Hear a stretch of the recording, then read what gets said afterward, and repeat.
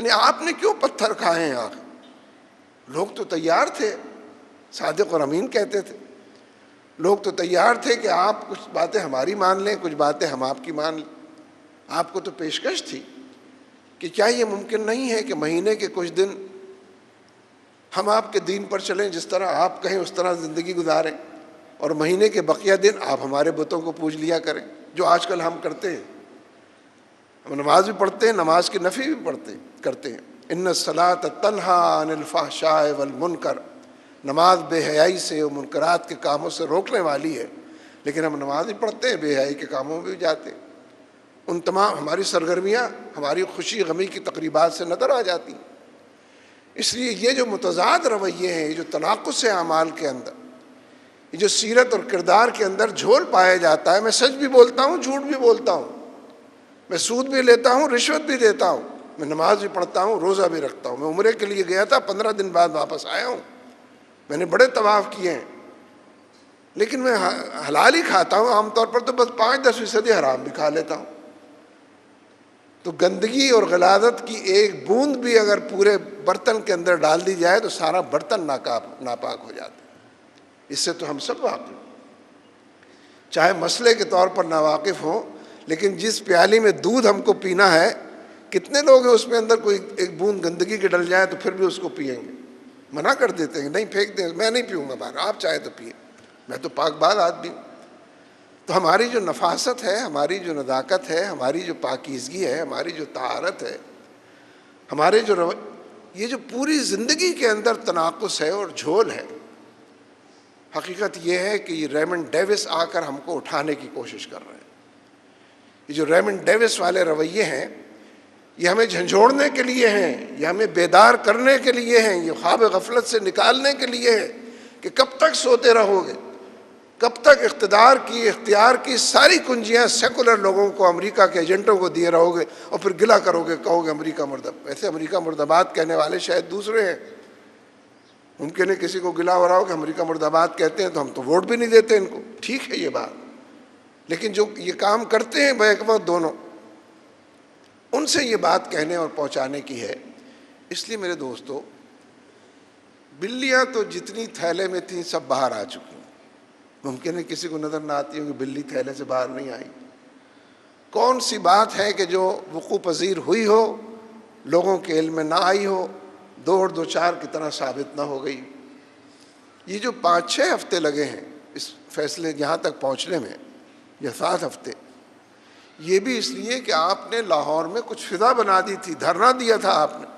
جلسے جلوس کیے تھے، بڑے پیمانے پر للکارا تھا، پکارا تھا، اور رنگ میں بھنگ ڈالنے کے لیے آپ نے 10 دن پہلے مقتولین کے سارے ورثاء کو جمع کر لیا تھا، جنہوں نے پریس اور میڈیا کے سامنے اعلان کیا تھا کہ ہم کوئی دیت نہیں لیں گے، یہ قومی مسئلہ ہے، قومی غیرت کا مسئلہ ہے۔ پورا جاسوسی کا نظام، نیٹ ورک یہاں پر موجود ہے، جس کا نگراں اور ایک بڑے نگراں کی حیثیت سے ریمنڈ ڈیوس بھی تھا، یہ قوم کا مسئلہ ہے، لہذا ریاست اس کو طے، یہ سب نے کھل کر کہا تھا، میڈیا نے اس کو چھاپ۔ اب جو سب کے گھروں پر تالے پڑ گئے ہیں، 48 گھنٹے ہو گئے تالے پڑے ہوئے ہیں، کسی کو معلوم نہیں وہ سارے مقتولین کے ورثاء کہاں چلے گئے ہیں۔ وہ جو ان کا وکیل تھا اسد منظور بٹ، اس کو بیک بینی 2 گوش رخصت کر دیا ہے، اس کو کہیں آنے ہی نہیں دیا گیا ہے۔ ہماری عدالت اتنی سرعت سے آج تک تو کبھی میں نے تو نہیں دیکھا، آپ نے دیکھا ہو تو مجھے بتائیں، اتنی سرعت سے، تیزی سے، جاں بازی سے، جاں فشانی سے فیصلہ کرے اور پھر چھٹی پر چلی جائے۔ اس قدر تھک گئی ہوگی وہ عدلیہ جو ہے، وہ جج صاحبان کو اس قدر تھکان ہوئی ہوگی، ایگزرشن ہوا ہوگا، بڑا اسٹرین ہوا ہوگا، کئی گھنٹے انہوں نے کام کیا، ریمنڈ ڈیوس کو رہائی دلائی، اس کو پہنچا دیا افغانستان۔ یعنی محاورہ تو پتہ نہیں مجھے، محاورہ تو دال میں کالے کا ہے نا، یہ تو کالا ہی کالا ہے سارا، کوئی اس میں دال ہی نظر نہیں آتی۔ محاورے کے الٹ بات کر رہا ہوں، لیکن بات تو کہنے کی کوشش کر رہا ہوں نا۔ اس لیے کون سا معاملہ ہے جو واضح 2 ٹوک نہ ہو؟ لیکن میں تو پھر اسی موضوع پر آؤں، جب تک ہم نبی اکرم صلی اللہ علیہ وسلم کی امت کی حیثیت سے، آپ کے قائم مقام کی حیثیت سے، آپ کے مشن کو لے کر نہیں اٹھیں گے، اور اپنی تمام جماعت اسلامی یہ کام کر رہی ہے، اگر آپ کو کچھ اور نظر نہ آئے تو میں دعوت دیتا ہوں جماعت اسلامی میں شریک ہو جائیں۔ غلبہ دین کی اس جد و جہد کے اندر معروف کی چمن بندی، منکر کے جھاڑ جھنکار سے پاک کرنا، معاشرے کے اندر حق کہنا اور بیان کرنا، یعنی وہ جو گواہ تھے اس پورے وقوع کے، ہمارے جو وکیل صاحب تھے انہی لوگوں کے سامنے جب یہ سب آئے ہوئے تھے مقتولین کے ورثاء، ان کو بتا رہے تھے کہ گواہ تو ہم نے وہ تمام شامل کیے ہیں جنہوں نے واقعے کو دیکھا ہے، لیکن الگ سے انہوں نے کہا کہ ہم نے اس میں 8-10 آدمی جماعت اسلامی کے بھی شامل کیے کہ یہ کم از کم ہٹیں گے نہیں اپنی جگہ۔ ان سے کسی نے پوچھا ہی نہیں، ان کو نوٹس میں کوئی نہیں لایا،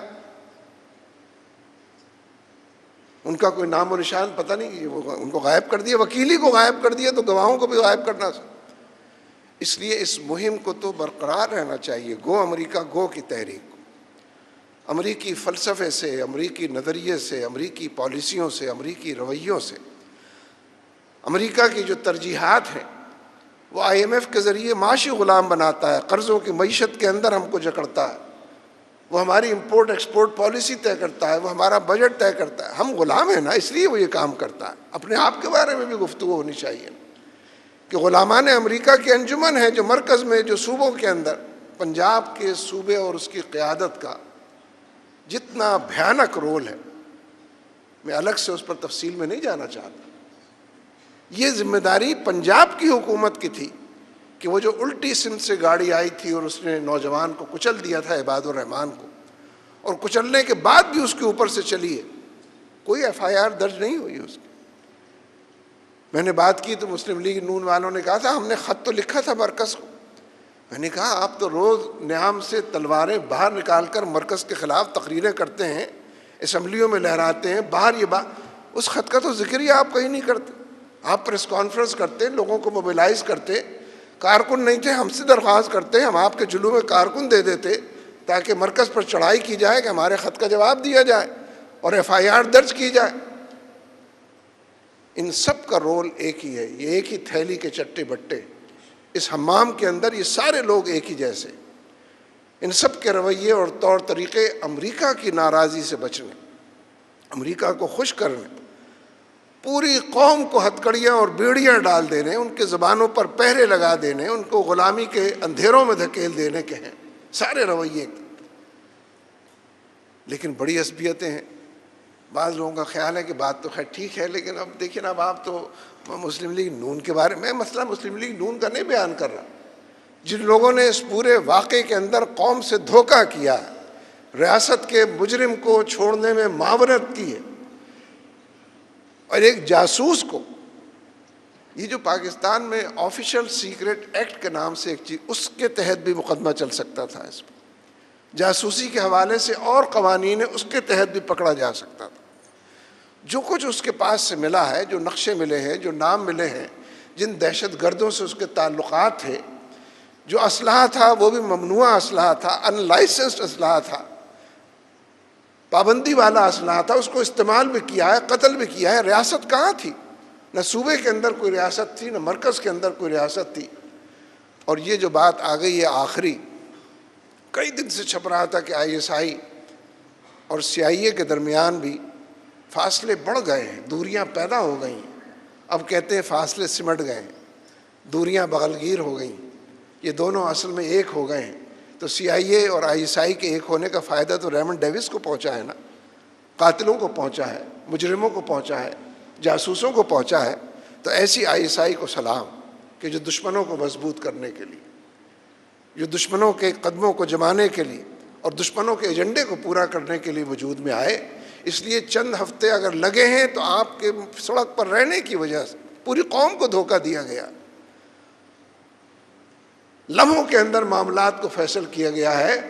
ان جج صاحب کو تو کوئی ریسیپشن دینا چاہیے، میں بھی دینے کو تیار ہوں، تشریف تو لائیں ذرا منصورہ، تاکہ ہم ان کو واقعی ریسیو کر سکیں، ان کی کارکردگی پر داد و تحسین کے ڈونگرے برسا سکیں، کہ اتنے چند لمحوں کے اندر اس کو رہا کر کے افغانستان بھیج دیا، پتہ ہی چلا لوگوں کو بعد میں۔ اور یہ تو محض ایک واقعہ ہے، ہم ہر دفعہ کچھ نہ کچھ واقعات لیتے ہیں، بات کرتے ہیں، لیکن طبیعت بار بار مچل رہی ہے کہ بار بار اسی بات کو دہراؤں کہ وَكَذَلِكَ جَعَلْنَاكُمْ أُمَّةً وَسَطًا لِتَكُونُوا شُهَدَاءَ عَلَى النَّاسِ وَيَكُونَ الرَّسُولُ عَلَيْكُمْ شَهِيدًا۔ نبی صلی اللہ علیہ وسلم تم پر گواہ ہیں اور تم سارے انسانوں پر گواہ ہو۔ نبی صلی اللہ علیہ وسلم تو گواہ ہیں، انہوں نے تو پتھر کھائے ہیں، انہوں نے تو کانٹوں پر چلے ہیں، انہوں نے تو گالیاں سنی ہیں، انہوں نے تو پیٹ پہ پتھر باندھے ہیں، انہوں نے تو رفقا کی، صحابہ کی اتنی بڑی جماعت تیار کی ہے، کفر سے توحید کے پرستار نکلے ہیں، شرک سے اللہ رسول کے ماننے والے نکلے ہیں۔ وہ جو بڑے ظالم تھے، بچیوں کو زندہ درگور کرتے تھے، ان میں سے وہ انسان پیدا کیے ہیں کہ رہتی دنیا تک ویسے انسان نہ یہ دھرتی کبھی دیکھے گی، نہ آسمان کی نظر ان پر پڑے گی۔ اس سے بہتر لوگ تو نبی صلی اللہ علیہ وسلم کی تو گواہی مکمل ہے۔ اور آپ نے لوگوں سے پوچھ بھی لیا تھا حج کے دن کہ میں نے پیغام پہنچا دیا، لوگوں نے کہا کہ پہنچا دیا، میں نے اس کا حق ادا کر دیا، لوگوں نبی صلی اللہ علیہ وسلم۔ لیکن ہمیں جو گواہی دے، جب تک یہ کام نہیں کریں گے، اس مشن کے لیے نبی صلی اللہ علیہ وسلم غلبہ دین کے مشن کے لیے نہیں اٹھیں گے،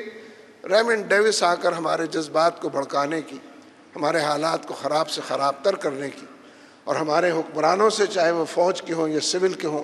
ہمارے حکمرانوں سے ہماری مرضی اور منشا کے خلاف احکامات لینے کی کوشش کرتے رہیں گے، اس کا علاج اس دائرے میں بھی انشاءاللہ کریں گے۔ جدوجہد اس دائرے میں بھی ہوگی جس کو ریمنڈ ڈیوس والا اور امریکہ کی غلامی والا دائرہ ہم کہتے ہیں، لیکن اصل جدوجہد